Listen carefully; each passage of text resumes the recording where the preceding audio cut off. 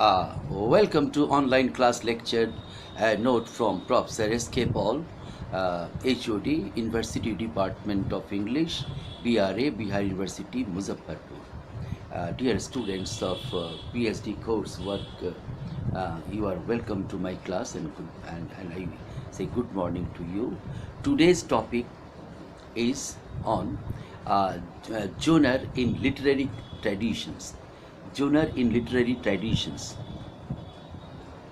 We will examine the various ways genre has been defined and used historically and currently in literary theory.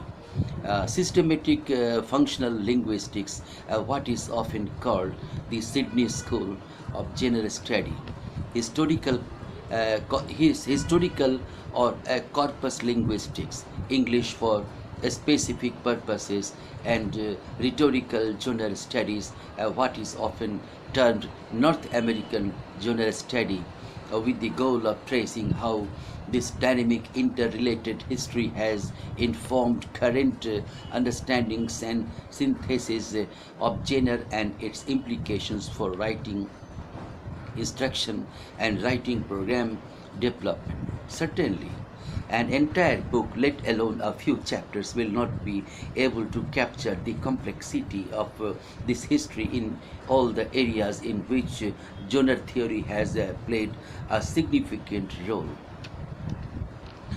Brian Paltridge, for example, has decided the important work on genre done in folklore studies and linguistic anthropology, while Rick Altman and Steve Neal have examined genre in film studies. In the following chapters, we will instead describe the range of ways genre has been understood, synthesized, and used over time in those areas of study that have had the most impact on the study and teaching of writing, literary, linguistic, and rhetorical, sociological genre traditions.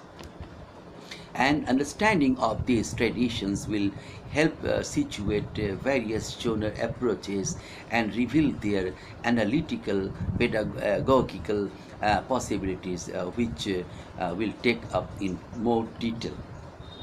The traditions we examine illustrate a range of pedagogical and analytical trajectories, from textual trajectories that examine genres for formal features for purposes of classification, description, and or teaching, to contextual trajectories that examine how genres reflect, shape, and enable participants to engage in particular social and linguistic events, including how genres mediate social and linguistic events in ways that reproduce social activities and relations, how genres relate to larger social structures in ways that allow the cross-cultural analysis, and how genres can be used as forms of resistance and change. This range from taxonomic and descriptive approaches to explanatory approaches to pragmatic approaches to critical approaches that link genres to ideology and power can be seen at work in literary approaches to genre study, which this chapter takes up. So, do not reject linguistics at the outset. I have seen students saying that, oh, I have language, I have not studied linguistics, so that is not my concern and not my field. It is not like that. You know language, and language is half linguistics, and you know linguistics, and linguistics is a half language. So they are interrelated. Both are the means of literature, means for literature. So they are not terrifying terms or area of research. So don't say that it is not my subject, linguistics. Because it is highly theoretical. Linguistics is highly theoretical. It is based on socio-economic conditions or socio-economic studies. It also contains the cross cultural study of language and linguistics. On the whole, these two form part of literature. Now come back. Of the tradition we examine, literary approaches to genre have been the least directly concerned with writing instruction and writing program development. Yet the analytical perspective they offer, including those about genre and creativity. You can see David writing genres in the page 163 to 90. It is mentioned there, and the ways that they have informed widespread beliefs about genre make literary genre traditions significant to scholarship in linguistic and rhetorical studies of genre. In what follows, we will first examine how literary approaches to genre have traditionally maintained culturally widespread mm, um, bipolar attitudes toward genre as either an exclusively aesthetic object or as a constraint on the artistic spirit.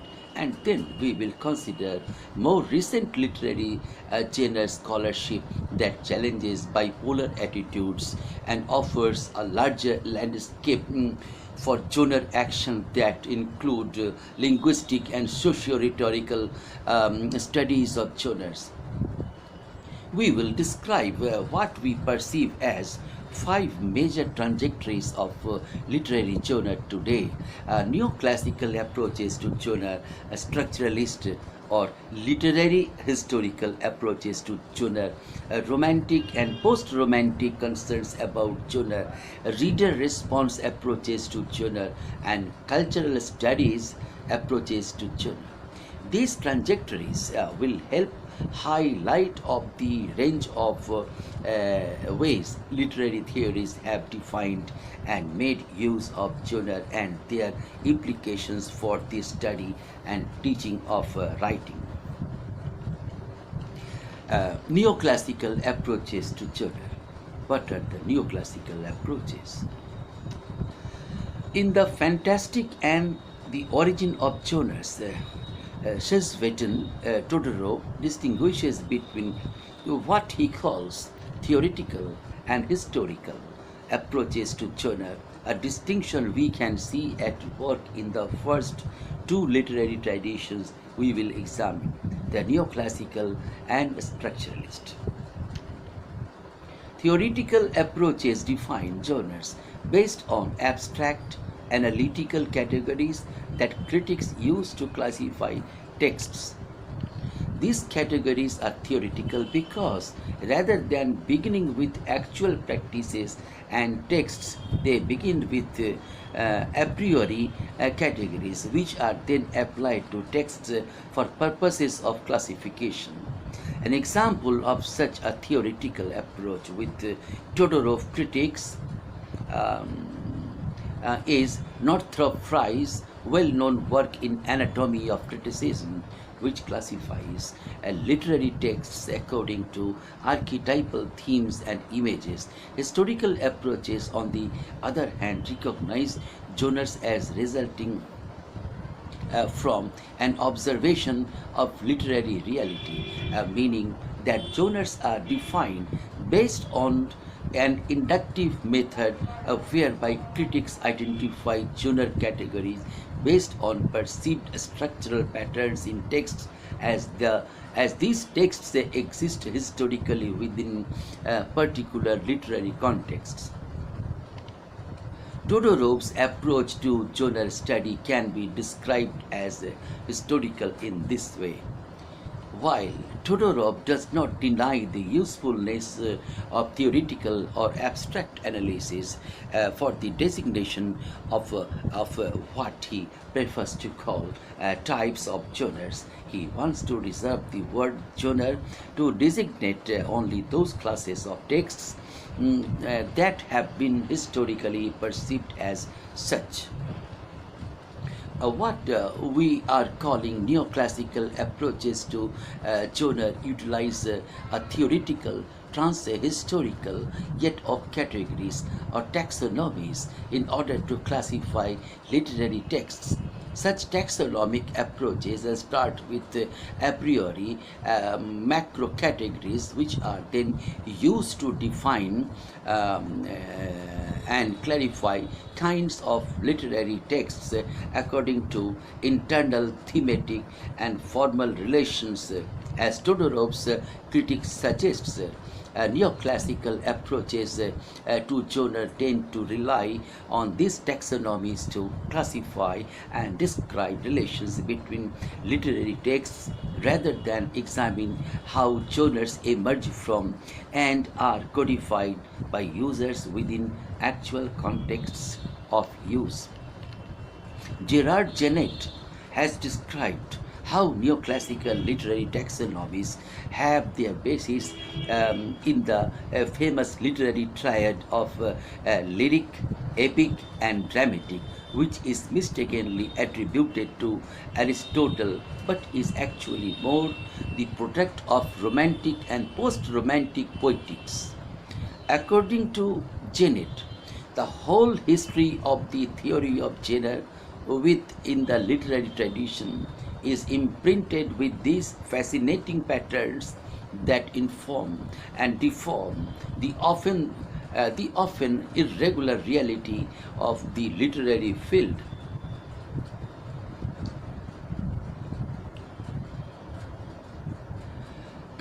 This triad has traditionally been used to define the literary landscape, the novel,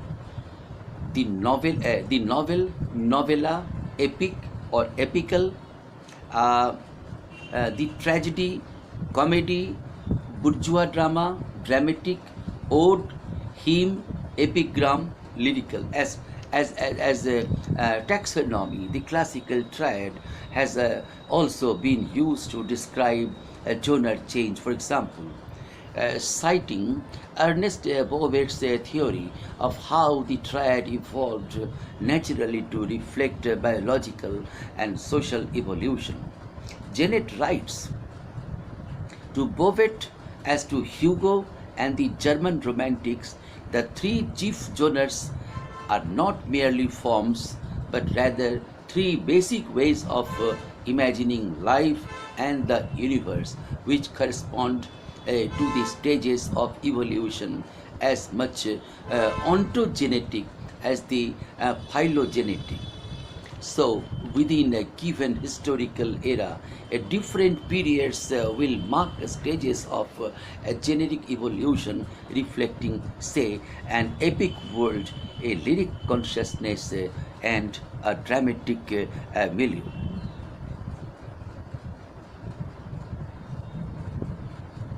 At other times,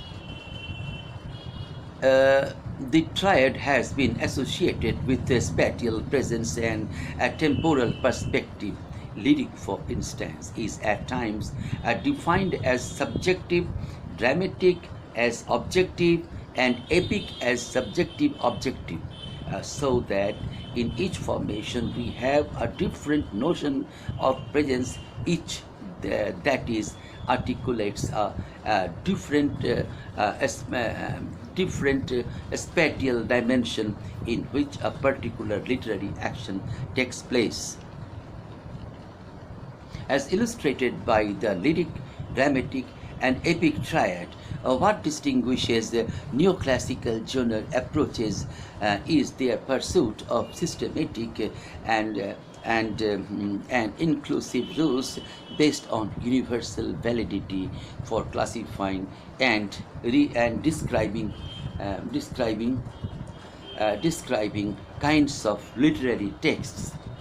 As such, we can describe Northrop Frye's a well-known work on genre as neoclassical insofar as it seeks a transhistorical system of archetypes in order to describe literary texts and their relations. For example, in Anatomy of Criticism, Northrop Frye identifies four archetypal mythos, comedy, romance, tragedy, and irony or satire.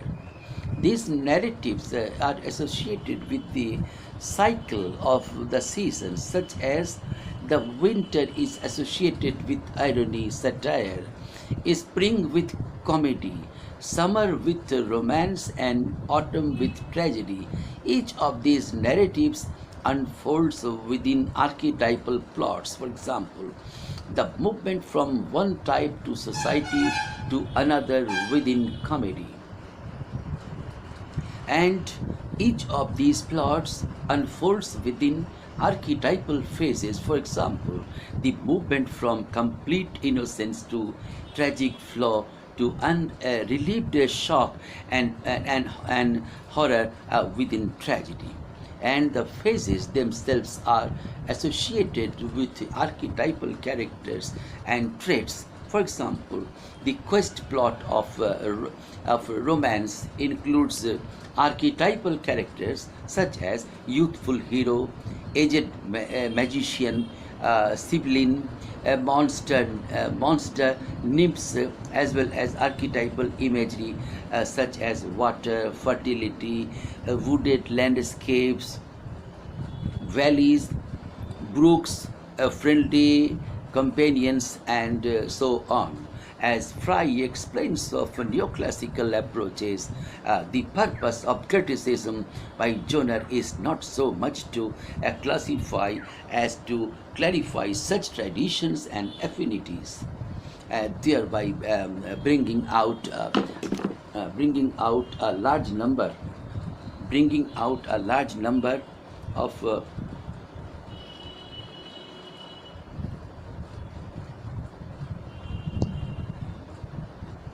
yes, I'm back. While neoclassical taxonomies seek to organize the relations between literary texts, the main critique of such approaches has been the way the way they universalize the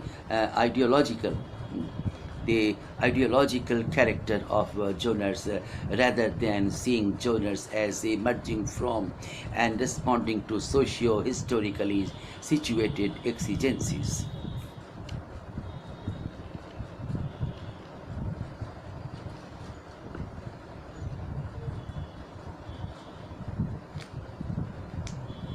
Hello? Now? Hello? Hello? Hello? Hello? Hello? Hello? Hello? Is it okay now?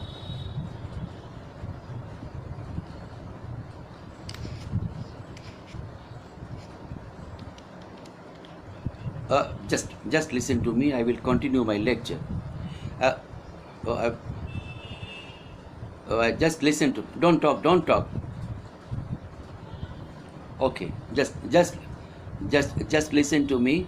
While neoclassical taxonomies seek to organize. Please don't talk. Don't talk. Why you are talking? Just listen to me. You are not supposed to talk. Mute my audio. Hello? How good. Hello, just a minute. My audio.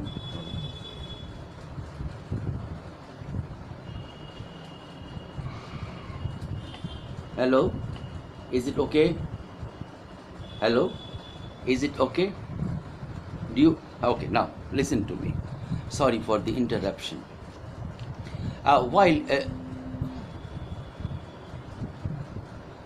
While neoclassical taxonomies seek to organize relations between literary texts, The main critique of such approaches has been the way they universalize the ideological character of genres rather than seeing genres as emerging from and responding to socio-historically situated exigencies. In terms of their impact on writing instruction, such attitudes toward a genre have helped to authorize the creation of decontextualized taxonomies, which have resulted in the use of modes of writing such as the still widely taught description, narration, persuasion, and exposition. These artificial modes isolate form from content and presume from content and presume structuralist approaches to genre, while Northrop Frye's archetype-based taxonomy invites criticism such as Todorov's for being theoretical rather than historical. Frye's work also provides a way of describing how literary texts do not function as freestanding entities but exists in systematic intertextual relation to one another within a literary universe. In Anatomy of Criticism, Frye proposes an approach to literary criticism rooted not in ideological perspectives, personal taste, and value judgments, but in a systematic study of literary texts, one that sought a coordinating principle through which to identify and describe literary texts as parts of a larger whole. In tracing the archetypal patterns, rituals, myths that permeate and help distinguish literary texts, Frye delineated a complex intertextual literary universe in which literary texts participate and are defined. All literary texts draw on a finite set of available archetypes, configuring these archetypes according to the genres in which the literary text functions. In this way, Frye's work can also be seen as operating in part within another of the literary approaches to genre, the structuralist approach. Structuralist or literary historical approaches understand genres as organized and to some extent shaping literary texts and activities within a literary reality. In Metaphors of Genre, the role of analogies in genre theory, David Fishlove explores the connections between literary reality and genre theory, explaining that the metaphor genres are social institutions is commonly used by literary scholars to describe how literary genres coordinate textual relations, organization, and change. Fishlaw, for example, explains that as a professor is expected to comply with certain patterns of action and to interact with other role players, as for example students, according to the structure and functions of an educational institution, a character in a comedy is expected to perform certain acts and to interact with other characters according to the structural principles of the literary institution of comedy. So, genres are literary institutions that make certain literary activities possible and meaningful, both in terms of the subjects who participate within them and in terms of the writers and readers who produce and interpret them. Structuralist approaches thus examine how genres structure literary texts and contexts within what Todorov calls literary reality. Whereas neoclassical approaches to genre use transhistorical categories such as epic, lyric, and dramatic to classify and clarify literary texts and their relations at an abstract level. Structuralist approaches are more concerned with how socio historically localized genres shape a specific literary actions, identifications, and representations. In this way, according, according to Frederick Jameson, genres are essentially literary institutions or social contracts between a writer and a specific public whose function is to specify the proper use of a particular cultural artifact. Likewise, Jonathan Kuller explains the activity of writing a poem or a novel is made possible by the very existence of the genre which the writer can write against,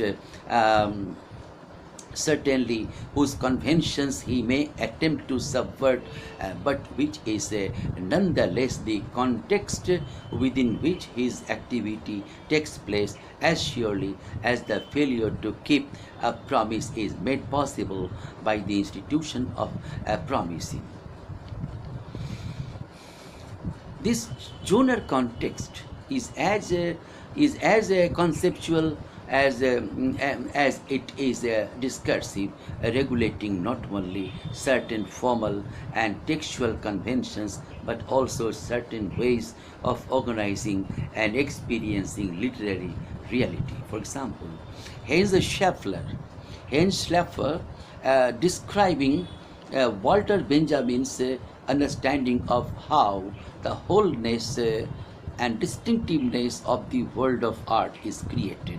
Writes Benjamin's decisive contribution to genre theory lies in his thought that genres are condensed world images organized by means of ideas. Genres are pregnant outlines which contrast with the endlessness and indefiniteness of the uh, uh, real world. Literary genres bound the endlessness and indefiniteness of the real world in ways that create particular literary historical meanings and values. One specific way that genres structure literary meanings and values is by establishing particular space-time configurations within which texts discursively function. Kate Hamburger, for example, argues that genres structure a particular temporal orientation so that at the grammatical level, for instance, the past tense in fiction does not suggest that the past tense as we know it, but rather a situation in the present. When we read John walked into the room, we do not assume as we would if we encountered the same pretty right in other type of writing that the action being described occurred prior to one in our world.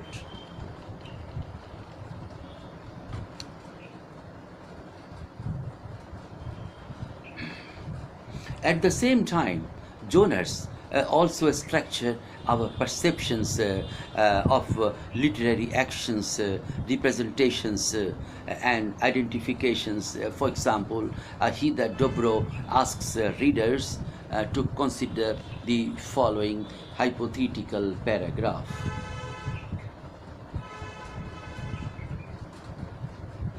The clock on the mantelpiece said 10:30, but someone had suggested recently that the clock was wrong, as the figure of the dead woman lay on the bed in the front room.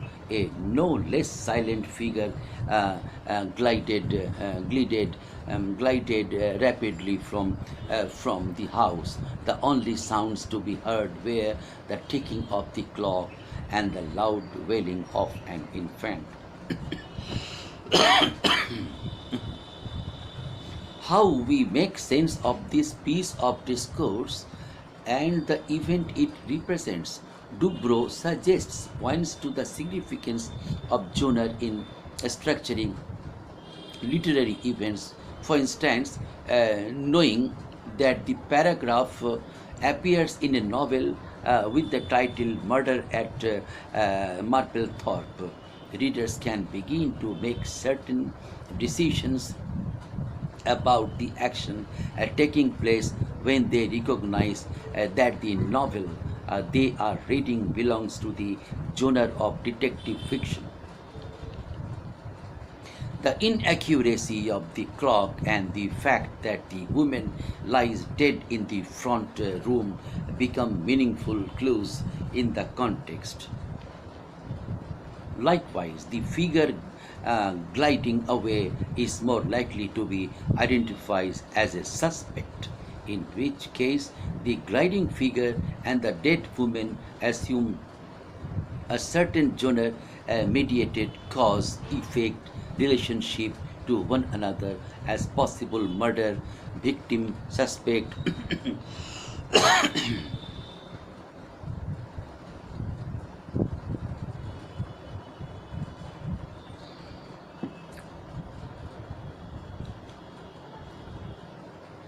However, if, as Dubrow suggests, the title of the novel was not Murder at Marplethorpe, but rather the personal history of David Marplethorpe, then the way we encounter the same discourse changes.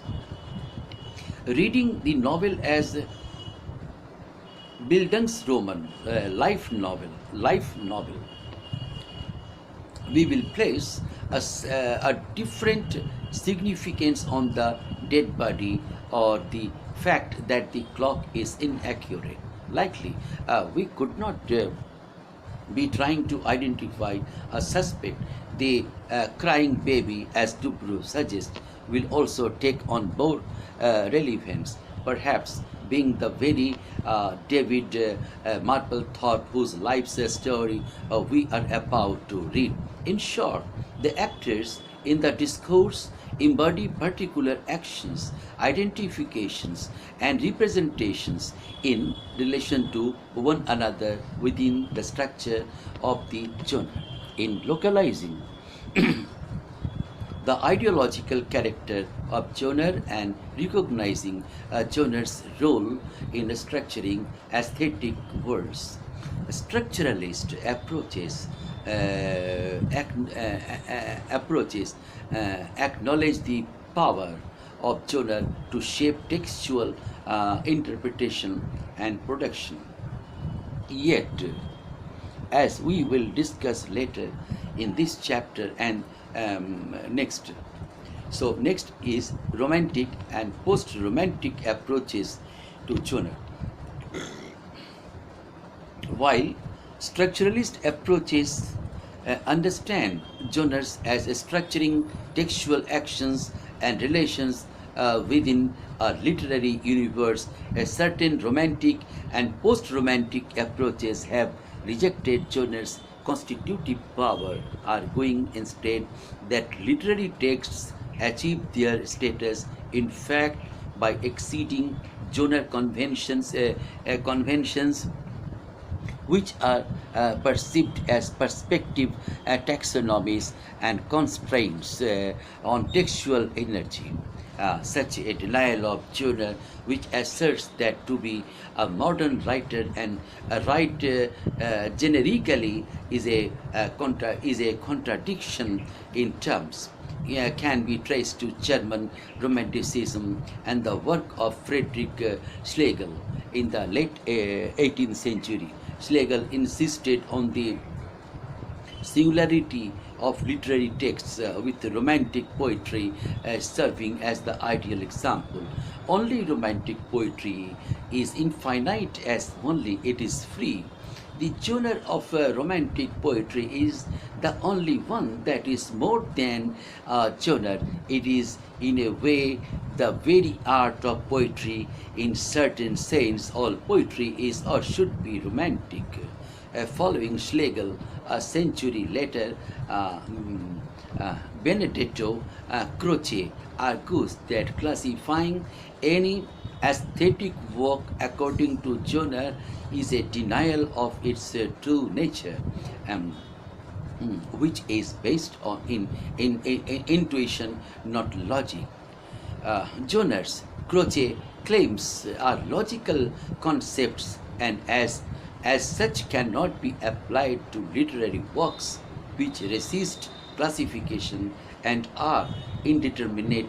Perhaps the most famous dismissal of genre comes from Maurice Blanchard, who in the Liver a Veni writes, the book alone is important as it is far from genre outside rubrics under which it refuses to be arranged and to which it denies the power to fix its place and to determine its form.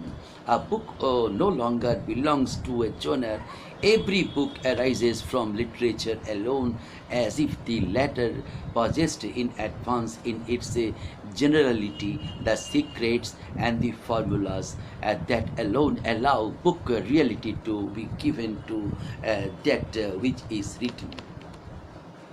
In Blanchard's formulation, literature becomes a transcendental domain that exists outside of or beyond genre's ability to classify, clarify, or structure texts. Jacques Derrida, for one, has seized upon the apparent contradiction in Blanchard's formulation of the text's autonomy and its relationship to literature. In the law of genre, Derrida acknowledges that as soon as the word genre is sounded, as soon as it is heard, as soon as one attempts to conceive it, a limit is drawn. And when a limit is established, norms and interdictions are not far behind. Yet he responds to Blanchard with this often cited hypothesis: every text participates in one or several genres. There is no genreless text. There is always a genre and genres. Yet such participation never amounts to belonging, and not because of an abundant, overflowing, or a free, anarchic and unclassifiable productivity, but because of the trait of participation itself.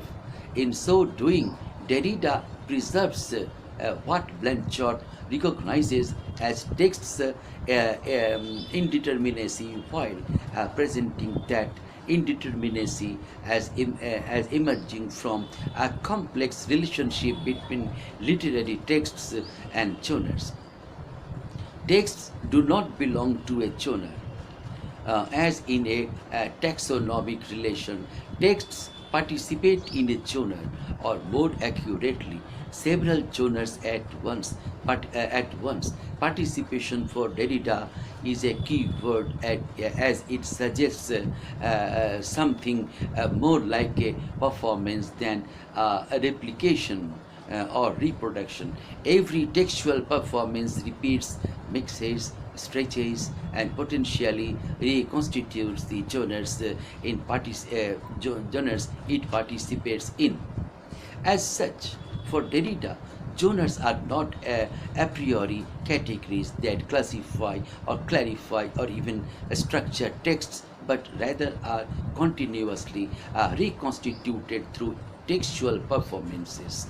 Indeed, for Derrida, one of the marks of literary texts is their ability to remark self-consciously, self-reflective on their performances. This remark ever possible for every text, for every corpus of traces, is of absolutely necessary for and constitutive of what we call art, poetry, or literature. In short, genres are the preconditions for textual performances, for all that it offers in response to romantic and post-romantic denials of genre and contributes to a dynamic understanding of the relationship between texts and genres. Derrida's argument still ultimately perceives genre as an imposition on literature, a necessary imposition perhaps, but an impositions nonetheless which literary texts must grapple with, mix and perform themselves against. For this reason, as John Frau argues, Derrida's argument participates in a familiar post-romantic resistance to genre understood as a perspective taxonomy and as a constraint on textual energy. What matters in the end is the singularity of the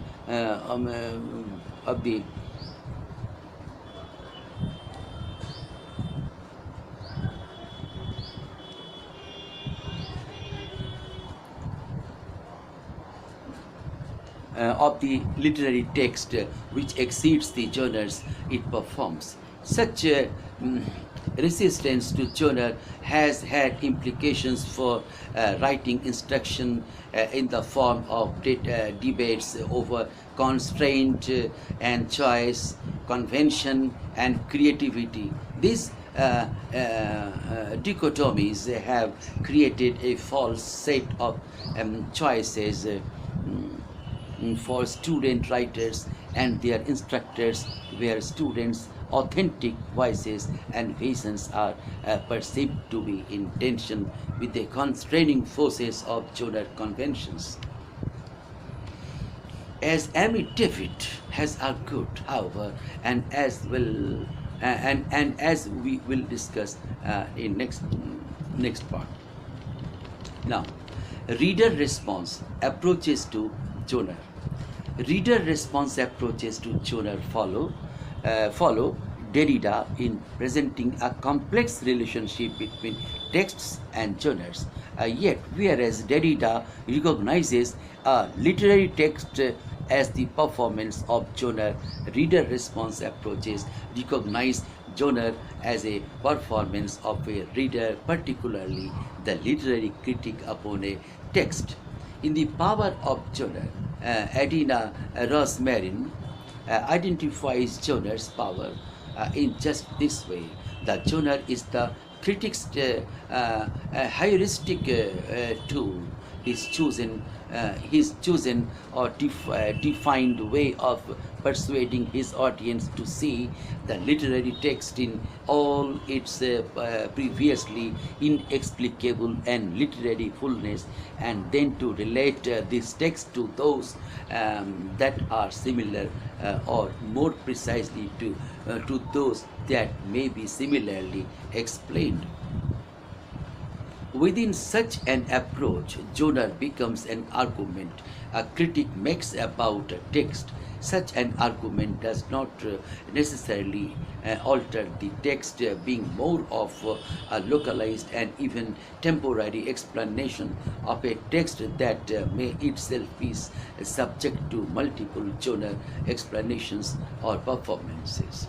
As Rosemarin explains, the critic also explicitly uses genre as an explanatory tool, neither claims nor needs to claim that literary texts should be or will be written in its terms, but that at the present moment and for his implied audience, criticism can be just can be best justify the value of a particular literary text by using these terms.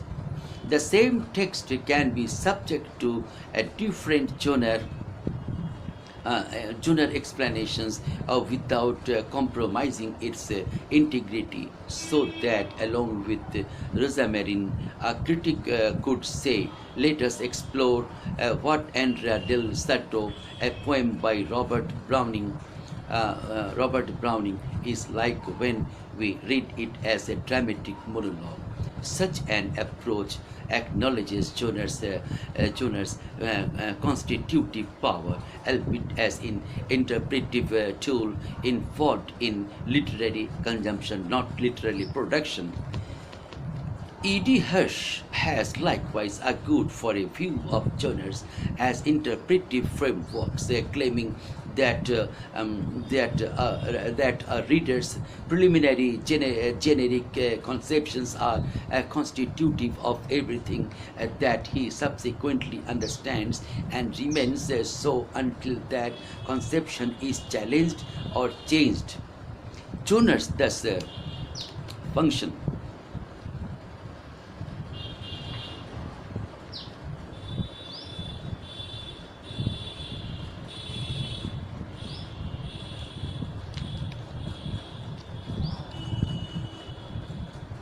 बैठो बैठो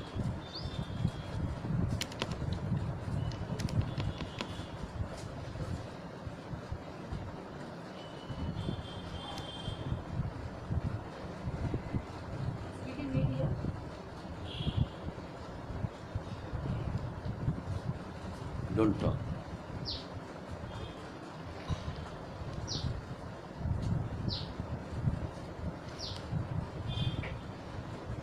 Genres thus function as conventionalized predictions or guesses readers make about texts.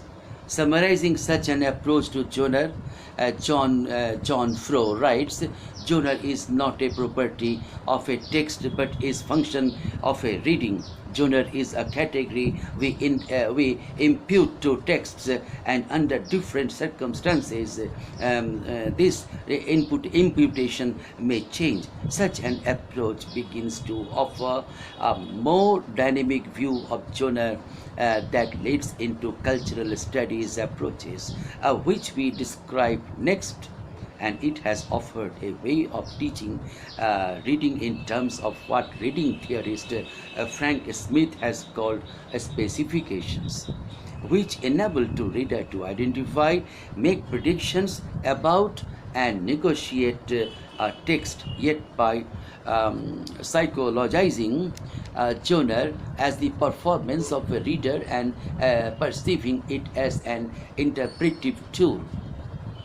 Reader response approaches to genre have overlooked the social scope of genre and its role in the production as well as interpretation of texts. Cultural studies approaches.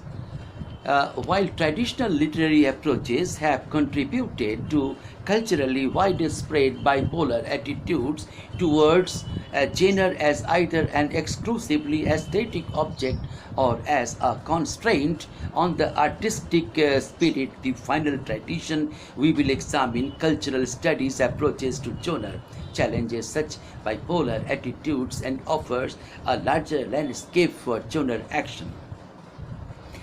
Cultural studies genre approaches seek to examine the dynamic relationship between genres, literary texts, and socio-cultural, in particular the way genres organize, generate, normalize, and help reproduce literary as well as non-literary social actions in dynamic, ongoing, culturally defined and defining ways.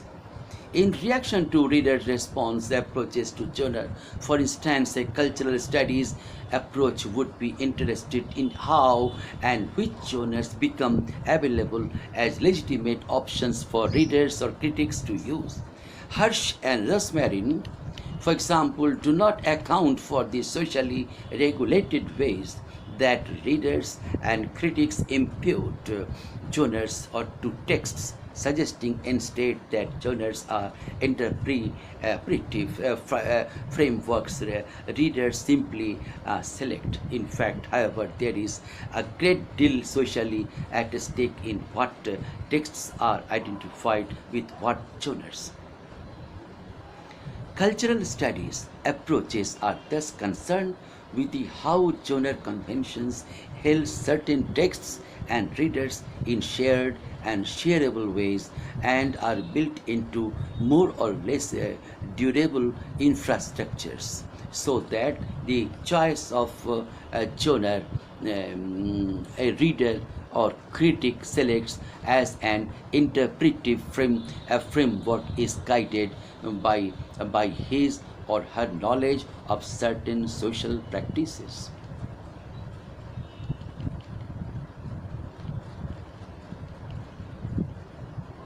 In Epic and Empire, Politics and Generic form from Virgil to Milton, David Quint describes how epic as a genre encodes and transmits an ideology of empire by shaping human history into narrative.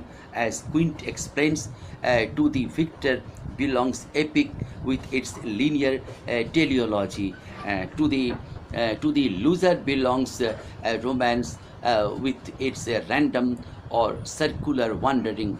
Put another way, the victors experience history as a coherent and directed story told by their own power.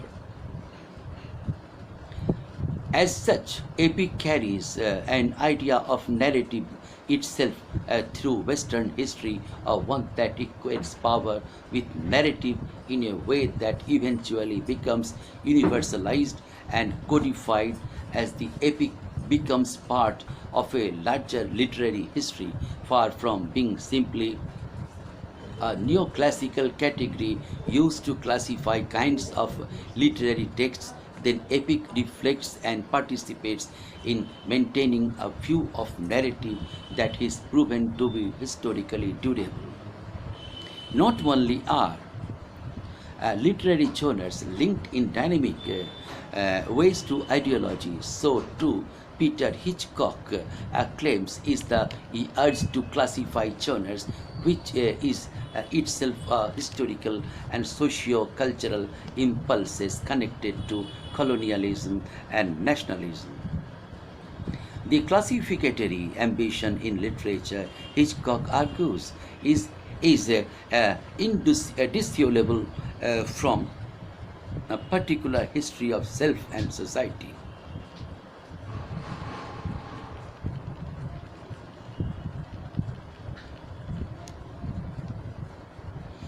The vertical relation in which secondary genres absorb and alter primary genres as well as other secondary genres offers insight into how literary and everyday genres interact to form and transform social practices and actions. For one thing, it suggests that literary genres, which are secondary genres, are not pure but are rather made up of other genres, including everyday vernacular genres such as phone conversations, text forms, contracts, prayers, and so on. For Bakhtin, the novel offers the clearest example of such a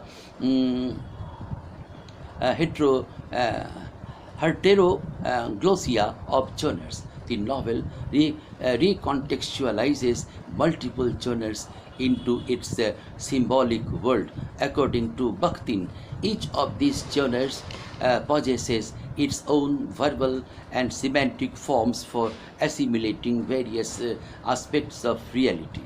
The novel indeed utilizes these genres precisely because of their capacity as well as work out forms to assimilate reality in words.